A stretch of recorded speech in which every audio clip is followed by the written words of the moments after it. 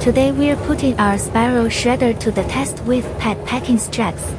Known for being strong and flexible, these straps can be difficult to process. But with the spiral shredder's powerful cutting system, the straps are fed in smoothly and shredded into small, uniform pieces.